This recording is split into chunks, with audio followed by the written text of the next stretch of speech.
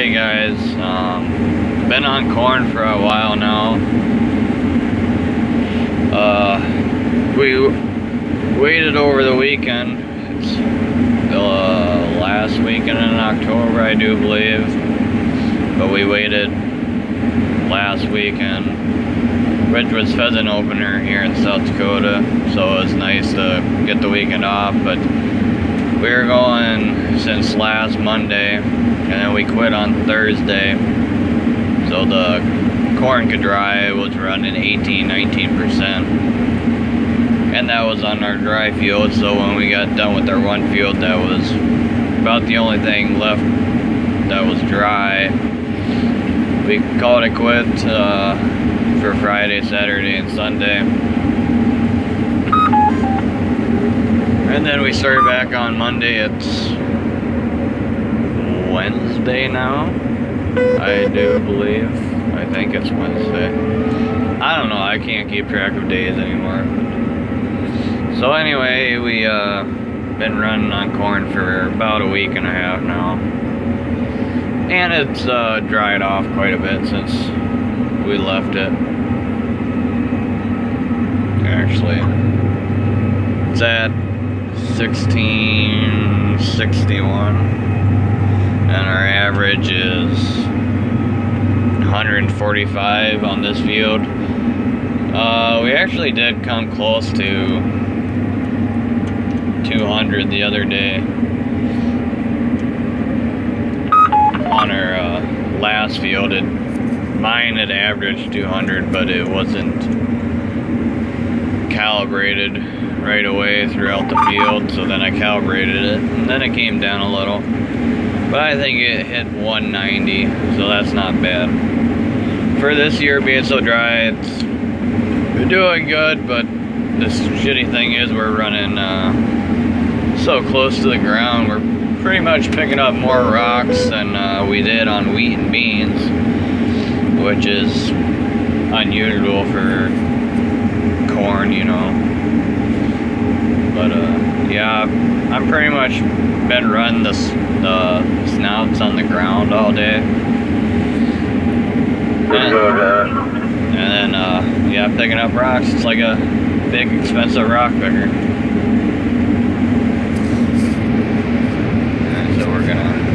Unload here for a second. Gotta try to watch shit. What are you doing?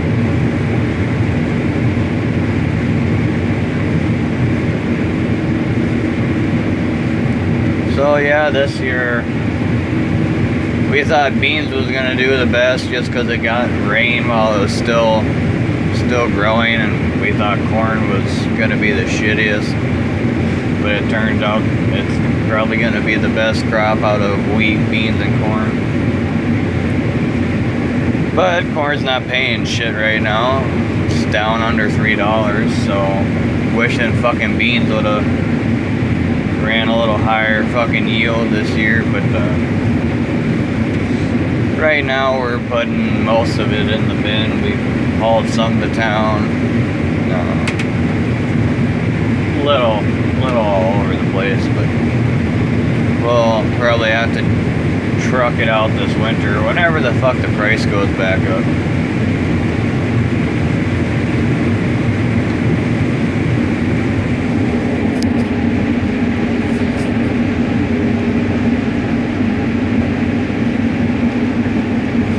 But yeah, we started on this field yesterday afternoon sometime, and been going on this all day.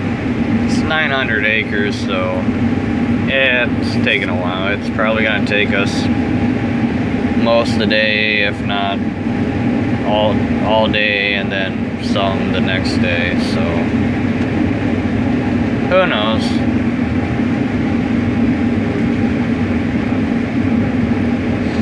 Yeah, I didn't even care to go pheasant hunting this year. I went anyway for Saturday, and then Sunday I was a little hungover, so I bummed around the house till about 2 o'clock. Then I went and spread shit. And Saturday I think we got a whopping 3 birds and we walked all fucking day. The population's been down, keeps going down year after year, but what are you gonna do? We had a ice storm this winter that probably killed a lot of birds, than it being so dry this year, and that killed quite a few birds also. So hopefully we get quite a bit of rain this spring and quite a bit of snow this winter. I hope it's not god awfully cold, because I hate dealing with cattle in the winter when it's fucking negative 20 degrees outside. And I hope it turns more into rain than it does snow, because I hope spring comes soon enough, because a lot of people didn't get quite as much hay as they usually get put up this year, just for the fact it being dry. So hopefully we can make it through, but if not, we'll probably sell some off, not a lot, but just enough so we know we can make it through the winter. And then we need the rain and snow to fill the dugouts and sloughs back up, so the cows can drink and the pheasants can drink and every other animal can drink.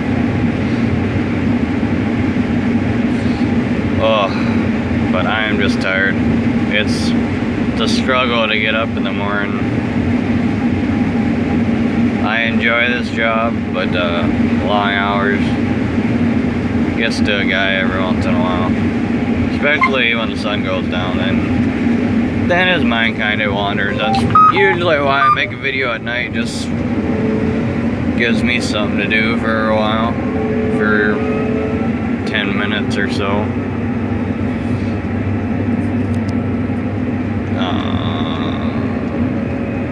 I think we were done over there. Yeah, I think so. I don't fucking know. It's hard to goddamn see in the dark. Usually I use this fucking map on the screen here. It lets me know where the fuck I'm going, but that's hard to tell, even on there. Fuck, now I can't remember if I took the last row over there or not. I don't know. Thick.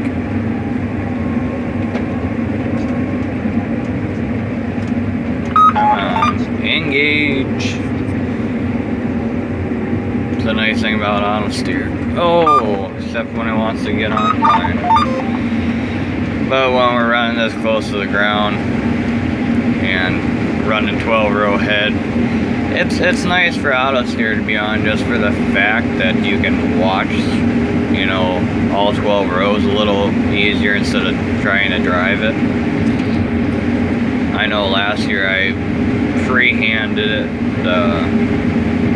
pretty much all year last year, because there's row sensors down there on that row that just bump into the corn stalks and keep you online. Well, I think the one side wasn't getting enough voltage, so it was missing and being pushed all the way over, and then it tried to correct itself and it would just sway the combine. So I just said fuck it, and I free-handed it all last year, because I think it was the first day that shit did that. It's been good this year. I've except for the end rounds, I've never had to free-hand it. Sometimes it gets a little goofy on hills or something, and I do. It's nothing like last year.